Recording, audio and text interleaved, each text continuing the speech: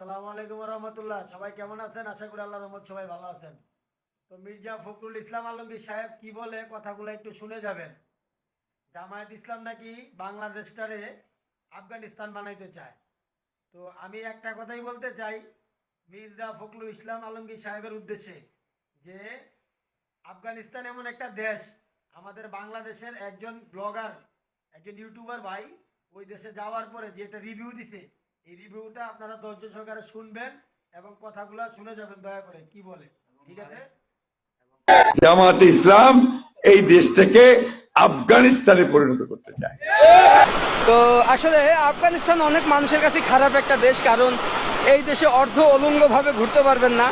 এই দেশে কোনো জায়গায় নাচ গান এসব করতে পারবেন না। এছাড়া এই দেশটাই কোনো মানে নিরীহ মানুষের উপরে জুলুম করা যায় না। এই দেশে 5 ওয়াক্ত নামাজ বাধ্যতামূলক এবং মেয়েদের পর্দাশীল বাধ্যতামূলক, যার কারণে অনেক মানুষের কাছে এই দেশটা খারাপ। আসলে এই দেশটা একদম ইসলামের একটা শাসনভাবে চলে, যেখানে কোনো জিনা নাই, যেখানে কোনো মেয়েকে ইফটিজিং করা যাবে না, যেখানে কোনো চাঁদাবাজ নাই যে রাস্তায় দাঁড়ায় দাঁড়ায় চাঁদাবাজ করবেন, গাড়ির কাছ থেকে চাঁদা নেবেন, বাজার ঘাটে চাঁদা তুলবেন। আফগানিস্তানে হবে না। তো আপনারা সবাই তো ভিডিওটা দেখছেন, ঠিক আছে? তো বড় ভাই কি রিভিউটা দিছে বুঝতে পারছেন তো? এই কারণেই জামাত ইসলাম রে অনেকে দেখতে পারে না, অনেক দল ওনাদেরকে ঘৃণা করে। তা আসলে সত্যিকার অর্থে এটাই ইসলাম। তো সবাই ভালো থাকবেন, সুস্থ থাকবেন।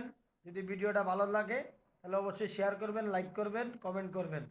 আসসালামু আলাইকুম, সবাই ভালো থাকেন। আচ্ছা ভাই, ভালো থাকবেন।